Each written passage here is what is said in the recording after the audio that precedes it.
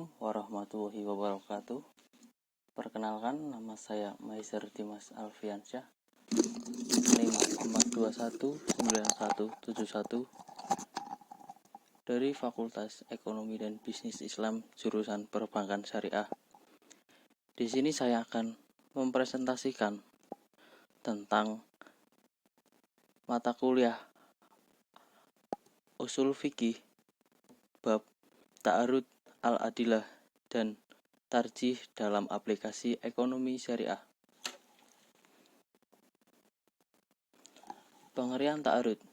Secara etimologi, ta'arud yaitu saling bertentangan.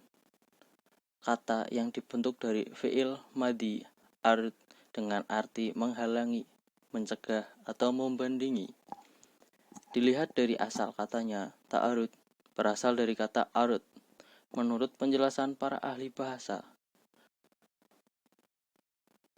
kata at-ta'arud berarti saling mencegah, menentang, atau menghalangi, atau pertentangan antara dua perkara.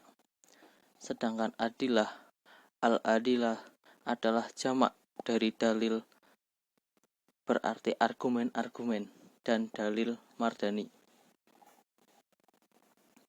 Secara terminologi, para ulama memiliki berbagai pendapat mengenai ta'arud al-adillah, antara lain 1. Menurut Profesor Alaidin Koto dalam bukunya yang berjudul Ilmu Fikih dan Usul Fikih mengatakan bahwa ta'arud berasal dari kata arud yang memiliki arti takabul dan tamanu atau pertentangan dan sulitnya pertemuan. 2. Menurut Wahab Zuhaili mendefinisikan ta'arud al-adillah adalah salah satu dari dua dalil yang menunjukkan pada hukum suatu peristiwa tertentu, sedangkan dalil lain menunjukkan hukum yang berbeda dengan itu. 3. Menurut Ibnu Qudamah mengartikan ta'arud dengan ungkapan yang dipakai untuk saling meniadakan dua dalil atau beberapa dalil dengan menunjukkan pertentangan yang sulit mengkompromikan antara keduanya. 4. Menurut Abdul Karim Zaidan, tidak mungkin terjadi pertentangan antara dalil-dalil syara. Ta'arud atau pertentangan antara dalil syara hanya terjadi dalam pandangan mujtahid. 5. Alihasabawah, ta'arud al-adillah adalah terjadinya pertentangan hukum yang dikandung satu dalil dengan hukum yang terkandung dalam dalil lain, dan kedua dalil tersebut berada dalam satu derajat. 6. Menurut Tengku Muhammad Hasbi As-Sidqi, ta'arud al-adillah adalah pertentangan antara dua dalil yang menghendaki apa yang tidak dikehendaki oleh selainnya. Dari beberapa pandangan para tokoh dapat disimpulkan bahwa ta'arud al-adillah adalah sebuah konsep usul fikih yang menggambarkan adanya beberapa dalil syariah yang merujuk kepada satu masalah yang sama dengan ketentuan hukum yang berbeda, bahkan berlawanan. Dengan istilah lain, frasa tersebut dapat diungkapkan dengan istilah konflik atau pertentangan dalil.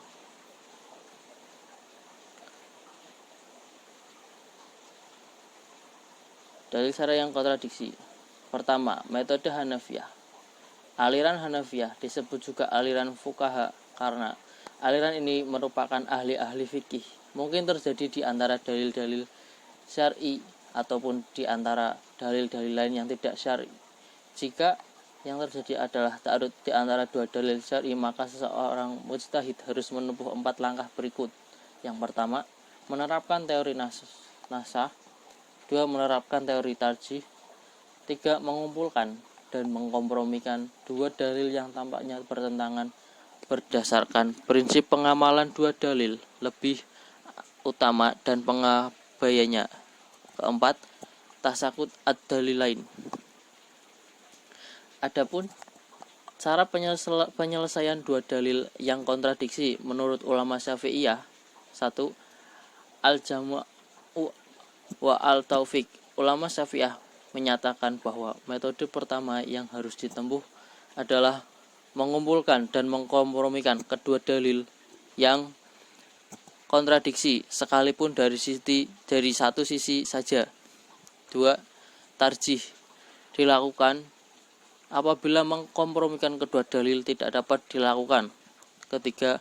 Nasakh dapat dilakukan apabila dengan tarjih kedua dalil tersebut tidak dapat diamalkan, maka cara ketiga yang ditempuh dengan membatalkan salah satu hukum yang dikandung kedua dalil tersebut dengan syarat harus diketahui dalil yang datang terdahulu dan yang datang kemudian. 4. Tasakut al-dalil lain. Cara ini dilakukan apabila cara ketiga tidak dapat ditempuh. Selanjutnya, pengertian nas.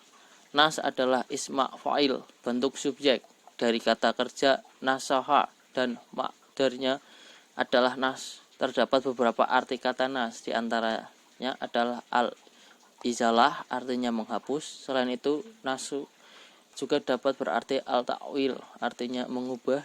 Selain itu juga dapat diartikan al-naql, artinya memindahkan. Secara terminologi, nasih adalah mengangkat atau menghapuskan dalil hukum syar'i dengan dalil hukum syar'i yang lain. Nasih adalah dalil syara yang menghapus suatu hukum, dan mansukh ialah hukum syara yang telah dihapus. Hikmah adanya nasih dan mansukh. 1. Meneguhkan keyakinan bahwa Allah tidak akan terikat dengan ketentuan-ketentuan yang sesuai dengan logika manusia. 2. Kita semakin yakin bahwa Allah Maha bijak, Maha kasih, Maha sayang, karena memang pada kenyataannya hukum-hukum nas dan mansukh tersebut semuanya untuk kemaslahatan dan kebaikan manusia. 3. Mengetahui proses tasri, penetapan dan penerapan hukum Islam, dan untuk menelusuri tujuan ajaran serta ilatul hukmi, alasan ditetapkannya suatu hukum. 4. Mengetahui perkembangan tasri menuju tingkat sempurna sesuai dengan perkembangan dakwah dan kondisi umat Islam. 5. Cobaan dan ujian bagi seorang mukallaf untuk mengikutinya atau tidak. Terakhir, menghendaki kebaikan dan kemudahan bagi umat. Macam-macam nas dan bentuk nas dalam Al-Quran. 1. Nas sunnah. Dengan sunnah, suatu hukum yang dasarnya sunnah kemudian dinas dengan dalil syarat dari sunnah juga. 2. Nas sunnah dengan Al-Quran, suatu hukum yang telah ditetapkan dengan dalil sunnah kemudian dinas atau dihapus dengan dalil Al-Quran, seperti ayat tentang alat yang semula menghadap Baitul Maqdis diganti dengan menghadap ke kiblat setelah turun Quran surat Al-Baqarah ayat 144. 3. Nas Al-Quran dengan Al-Quran. Ada beberapa pendapat ulama tentang nas Al-Quran dengan Al-Quran. Ada yang mengatakan tidak ada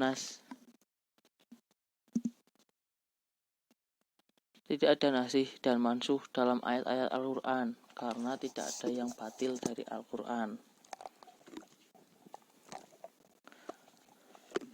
Pengertian tarjih secara etimologi berarti menguatkan, sedangkan secara terminologi ada dua definisi yang kemudian dikemukakan oleh ulama usul fikih.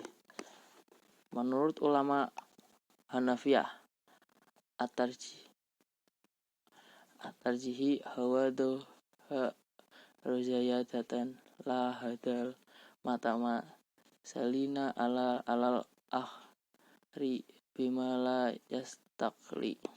Artinya memunculkan adanya tambahan bobot pada salah satu dari dua dalil yang sama atau sederajat dengan tambahan yang tidak berdiri sendiri. Selanjutnya, menurut jumhur ulama, tarjih adalah ungkapan mengenai diiringinya salah satu dari dua dalil yang pantas yang menunjukkan kepada apa yang dikehendaki. Di samping keduanya, berbenturan yang mewajibkan untuk mengamalkan salah satu di antara keduanya dan mengabaikan yang lainnya. Cara pentarjihan. 1. Al-tarjih baina al-nusuh.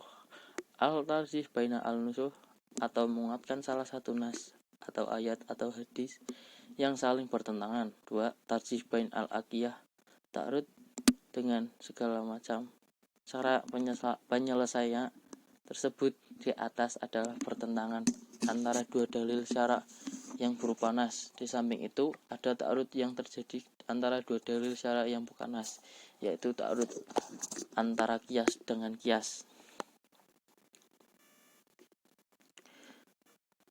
Kesimpulan, ta'arud al-adillah adalah sebuah konsep usul fikih yang menggambarkan adanya beberapa dalil syariah yang merujuk kepada satu masalah yang sama dengan ketentuan hukum yang berbeda, bahkan perlawanan. Dengan istilah lain, frasa tersebut dapat diungkapkan dengan istilah konflik dalil atau pertentangan dalil. Cara penyelesaiannya dalil-dalil syariah yang kontradiksi. Pertama, metode Hanafiyah, yaitu menerapkan teori nasah, menerapkan teori tarjih, mengumpulkan dan mengkompromikan tasakut ad-dalil dan tasakut ad-dalilain. Cara penyelesaian dua dalil yang kontradiksi menurut ulama Syafi'iyah yang juga termasuk pendapat Malikiyah, Hanabilah dan Zahriyah al-jam wal at-taufiq tarjih nasih tasakut al-dalilain. Nas adalah ismail, bentuk subjek dari kata kerja nasoha, dan maternya adalah nas. Terdapat beberapa arti kata nas, di antaranya adalah al-izalah, artinya menghapus. Hikmah adanya nasih mansuh, yaitu meneguhkan keyakinan bahwa Allah tidak akan terikat dengan ketentuan-ketentuan yang sesuai dengan logika manusia. Kita semakin yakin bahwa Allah Maha Bijak, Maha Kasih, Maha Sayang, mengetahui proses tasri, penetapan dan penerapan hukum Islam, dan untuk menelusuri tujuan ajaran serta illatul hukmi, alasan ditetapkannya suatu hukum, mengetahui perkembangan tasri menuju tingkat sempurna sesuai dengan perkembangan dakwah dan kondisi umat Islam, cobaan dan ujian bagi seorang mukallaf untuk mengikutinya atau tidak, menghendaki kebaikan dan kemudahan bagi umat. Selanjutnya, macam-macam nas dan bentuk nas dalam Al-Quran, nas sunnah dengan sunnah, nas sunnah dengan Al-Quran, nas Al-Quran dengan Al-Quran. Dilihat dari segi bacaannya dan hukumannya, mayoritas ulama membagi nas menjadi 3 macam, yaitu penghapusan terhadap hukmi dan bacaan tilawah secara bersamaan, penghapusan terhadap hukumnya saja sedangkan bacaannya tetap ada, penghapusan terhadap bacaan saja sedangkan hukumnya tetap berlaku. Tarjih berarti menguatkan. Cara pentarjihan, al-tarjih baina al-nusuh dari segi sanad atau para perawi hadis dari segi matan, tarjih bain al-aqiyah, tarjih dari segi hukum asal, tarjih dari segi hukum turun furu, tarjih melalui faktor luar, tarjih dari segi ilat, tarjih melalui faktor luar. Sekian yang bisa dapat saya sampaikan, kurang lebihnya mohon maaf. Wassalamualaikum warahmatullahi wabarakatuh.